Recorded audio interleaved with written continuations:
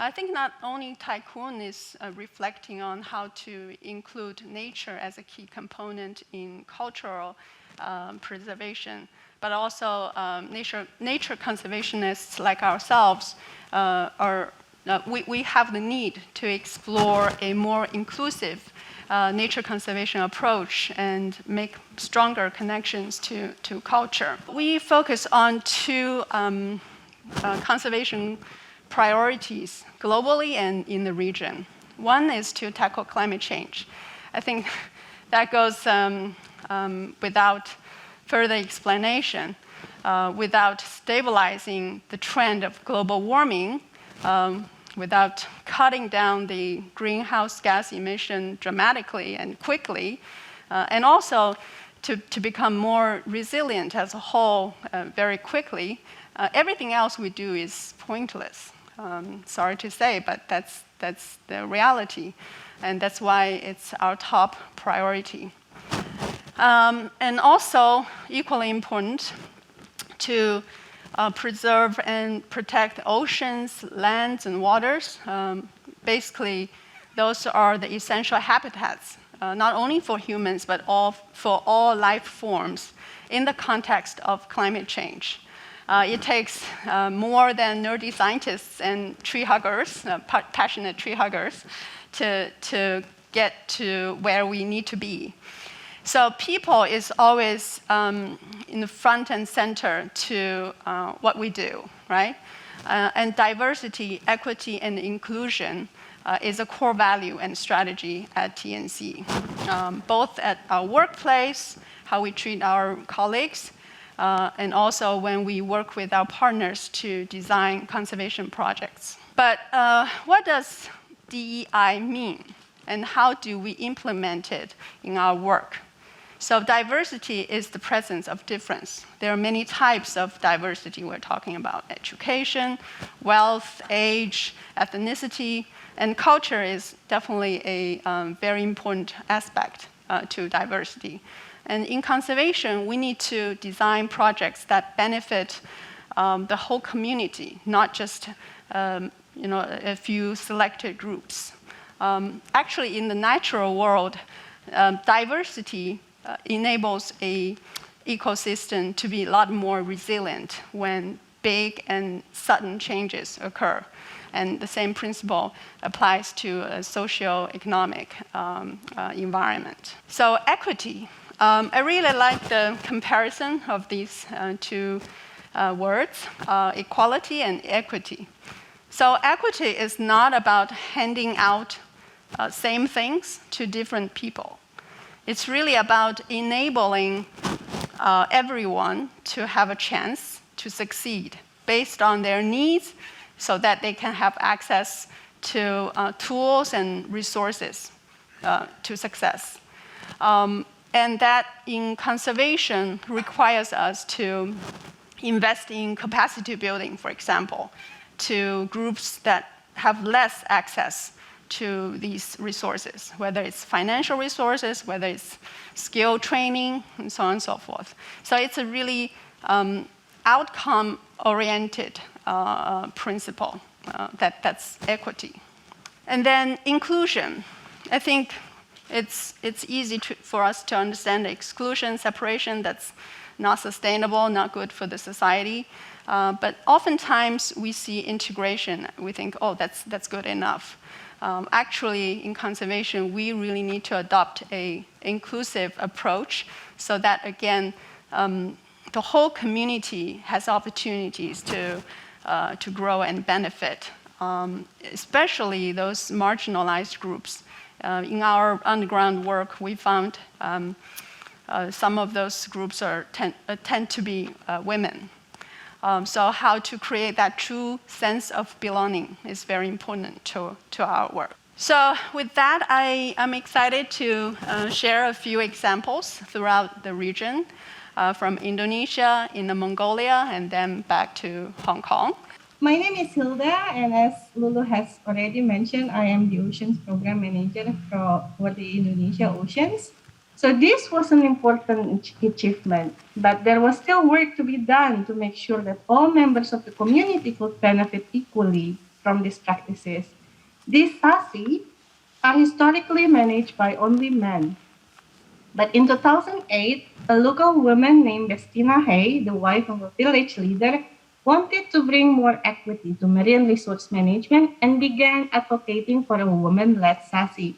That's why you see these pictures are full of women take recordings or bookkeeping for the harvest that they gain, the sea cucumber and the trochus here in the middle. And they do free dive only with no tools to catch the sea cucumber. The one that you can catch is the one that you can only harvest. No tools, no compressor, no additional scuba diving gears can allow to have when you do sasi harvest. Thanks to Betsina Hayes' effort and her influential position in the village, the women's group was granted a sasi area, representing a true first in Papua history. When women has the right of ownership and has the right to manage an area, a sasi area, and their rights are acknowledged by the sub-village government, by the church, and by the adat, or the indigenous people figures. And women positioned in Indonesia are actually varied from island to island, in the city to remote villages. You can see me like talking to you, but you can also see other women if you go to remote village, and they are really shy and will hide when you are about to start a conversation with them. And mingling with the members of Waifuna gives me a good hope that even women in remote islands can be included and being positioned as equal as anybody else in managing their important natural resources. So within that patriarchal culture, women had often been excluded from leadership role, and there was little experience among women about record-keeping tasks or financial ability. So to close this gap, TNC works with them, equip them with all the capacity needed, such as bookkeeping, financial keeping, also the ability to monitor the sasi area, and the result has been very promising and benefit the whole community. This is also the nicest thing when you work with women's group. They think bigger than themselves. So the profit from each harvest season create a financial safety net for the entire village. It's not for themselves. It's not for their members' family only. It's for the community. It's for the whole village. So the village directly benefits from the women's successful management of sasi.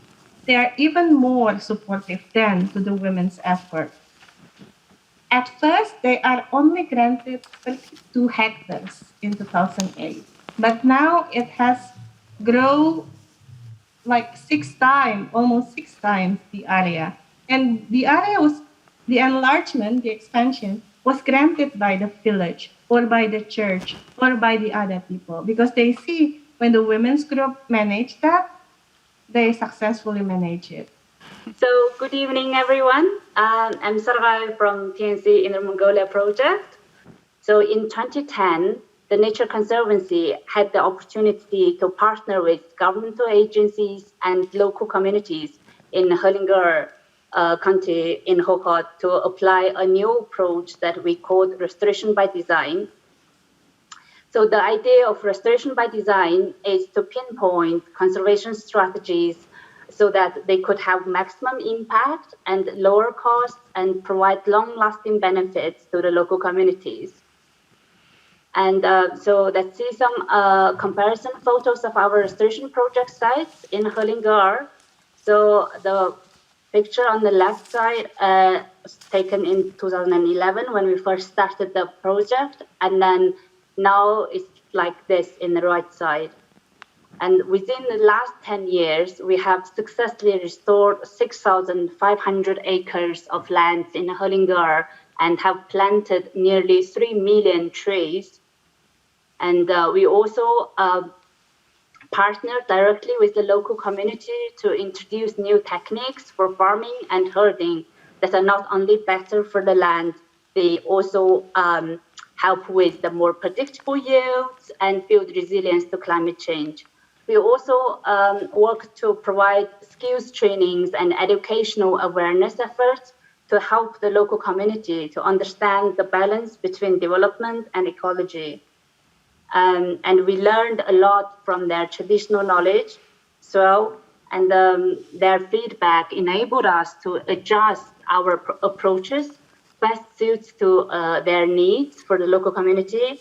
And their feedback also provided evidence of climate change. For example, by telling us that delayed rain seasons would affect their, farming yields, or like the grassland, or an extremely cold weather would cause a big loss to the herding family. So over the last decade, we have seen how this investment in science and community partnership and conservation has paid off.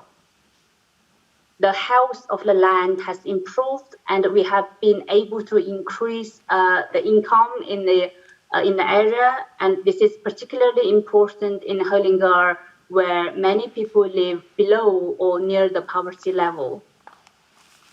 But the best result, in my view, is how people have reconnected with their homeland and have a restored sense of pride in their communities. Here, the Nature Conservancy works to help nature and people thrive together. Particularly, the work takes place in Deep Bay. It's a very special place to me, at least. It's a nutrient-rich bay where the fresh water meets the seawater, and therefore has nurtured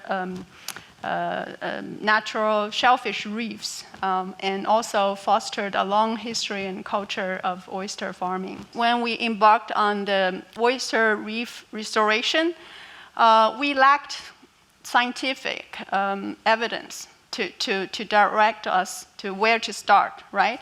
So we had to dug out all the cultural, historical documentation, and we found when you look at all these oyster icons, they represent where the lime kilns were. So that's when the locals used dried oyster shells to make building material, and that provided a clue for us. Oh, okay, oyster reefs were here before. And therefore, there's a good chance for a trial of restoration, or at least some feasibility study.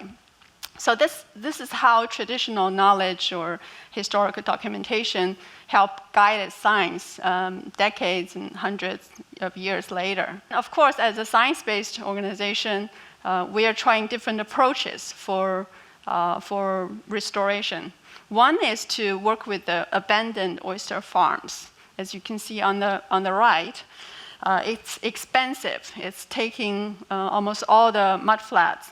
But now the farmers are mostly cultivating their oysters on the floating rafts. They abandon the farms on the mudflat. What we're doing is to reconfigure the farms into reef patches, mimicking what it should be in a natural environment.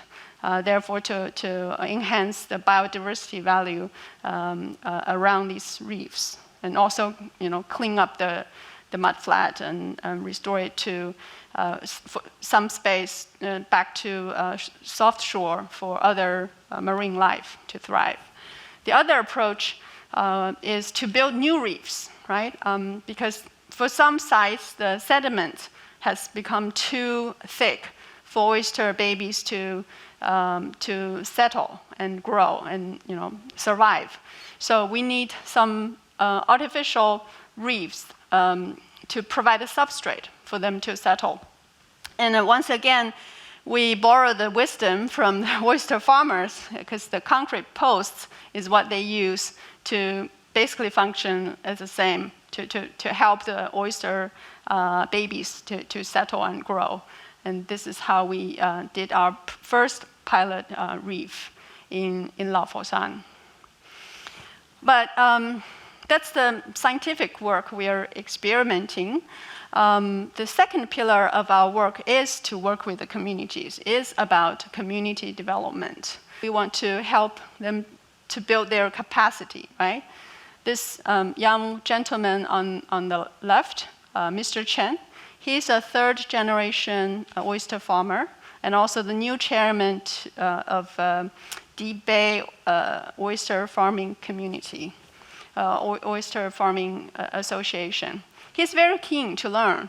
So what we did is in 2019, we organized a study tour, inviting him and his fellows from the association to visit Chesapeake Bay in the United States, where the largest restoration projects has taken place.